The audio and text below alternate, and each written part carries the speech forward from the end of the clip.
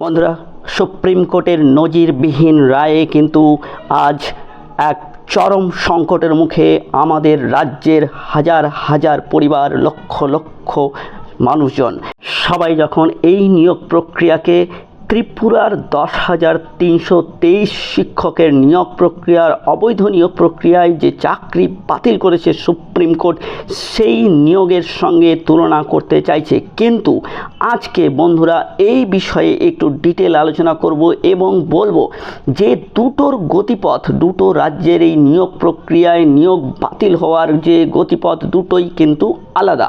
কীরকম প্রথমেই বলি, ত্রিপুরার ক্ষেত্রে 10,323 জনের যে লিস্ট বাতিল করেছিল সুপ্রিম কোর্ট, তার মধ্যে পিজি ক্যাটেগরিতে ছিল 1100 জন, গ্র্যাজুয়েশন অর্থাৎ আমরা যেটা মাধ্যমিক বলি তার মধ্যে ছিল 8,614 জন, আর শুধুমাত্র মৌখিক পরীক্ষার ভিত্তিতে অযোগ্য বলে যাদেরকে রাখা হয়েছিল, নন গ্র্যাজুয়েট, যারা পরীক্ষা টরীক্ষা কিছুই দেয়নি, তারা গ্র্যাজুয়েশন পর্যন্ত পাস করতে পারেনি, তাদের ক্ষেত্রে সংখ্যা ছিল 4,606 জন।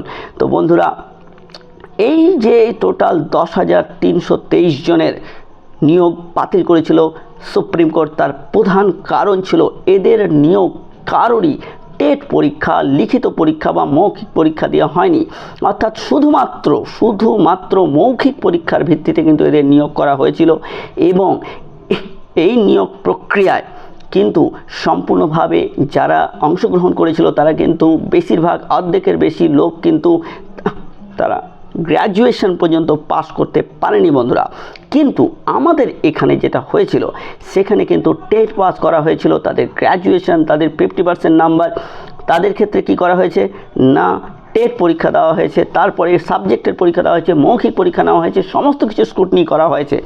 কিন্তু বন্ধুরা, সাদা খাতার কেস কিন্তু ওখানে ছিল না, এক্ষেত্রে সাদা খাতার কেস রয়েছে, এটা একটা ডিফারেন্স।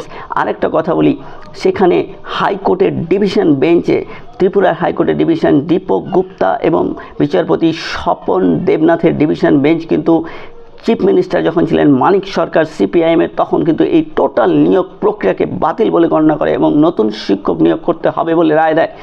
কেন্দ্রীয় আইন অনুযায়ী টেট নিয়ে নিয়োগ করার রায় দেয় এবং এই নির্দেশকে চ্যালেঞ্জ করতে যখন সুপ্রিম কোর্টে যায়, সুপ্রিম কোর্টে যখন প্রথমেই শোনে যে শুধুমাত্র মৌখিক পরীক্ষার ভিত্তিতে সবার নিয়োগ হয়েছে, সেই জন্যই সবার নিয়োগ কিন্তু বাতিল করা হয়েছিল বন্ধুরা। যেহেতু কেন্দ্রীয় আইন মানা হয়নি, কিন্তু এক্ষেত্রে আইন মানা হয়েছে, কিন্তু কি করা হয়েছে না, জালিয়াতি করা হয়েছে। কোথায় না, ডাটা যখন অ্যানালাইসিস করা হচ্ছে, ডাটা যখন স্ক্যান করা হচ্ছে, কপি যখন ওএমআরসির যখন স্ক্যান করা হচ্ছে, সেই সময় কিন্তু বন্ধুরা কি করা হচ্ছে না, এই সময় এখানে জালিয়াতি করা হয়েছে। কাদের সঙ্গে? যারা টাকা দিয়েছে তাদের সঙ্গে। কিছু সংখ্যক ভালো ছাত্র যারা বেশি নাম্বার পেয়েছে, যাদেরকে কোনো মতে এলিমিনেট করা যায় না, যারা 60-এর মধ্যে 50 পেয়েছে, 52 পেয়েছে, 53 পেয়েছে, 56 পেয়েছে, তাদেরকে এলিমিনেট করা যায় না, তাদের ক্ষেত্রে কিন্তু তারা করতে পারেনি। আবার করতে পেরেছে কাদের সঙ্গে না, কিছু ওএমআর সিটকে তারা স্ক্যানই করেনি। 23 লক্ষ ওএমআর সিটের স্ক্যান কপির কিন্তু কোনো হদিশ পায়নি পশ্চিমবঙ্গ সরকারের ক্ষেত্রে।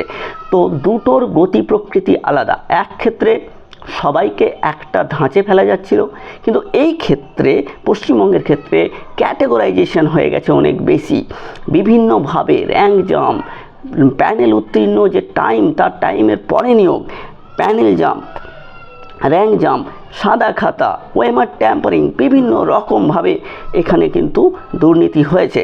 সঙ্গে কি আছে? সঙ্গে ফ্রেশরাও রয়েছে, যারা কোনো রকম কোনো টাকা দেয়নি, কোনো কিছুতে অংশগ্রহণ করেনি, সুস্থ স্বাভাবিকভাবে পরীক্ষা দিয়েছে, সর্বোচ্চ নাম্বার পেয়েছে।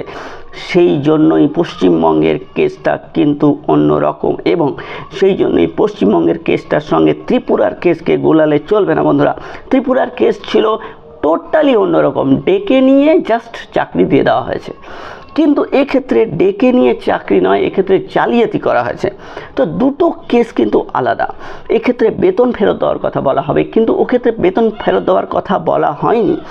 এই যে দুটো আলাদা কেস, আলাদা ঘটনা, আলাদা প্রেক্ষিত, এখানে সময় পার হয়েছে 8 বছর, কিন্তু সেখানে বন্ধুরা এক্ষেত্রে কিন্তু অনেক বেশি সময় পার হয়ে গেছে, 8 বছর, আর সেক্ষেত্রে কিন্তু অতটা সময় পার হয়নি। তো বন্ধুরা, এখন দেখার বিষয় যে সুপ্রিম কোর্ট 16ই জুলাই কী রায় দেয়, সেটা কি ত্রিপুরার দিকে নাকি অন্য দিকে, আশায় বুক বেঁধে রাখলাম।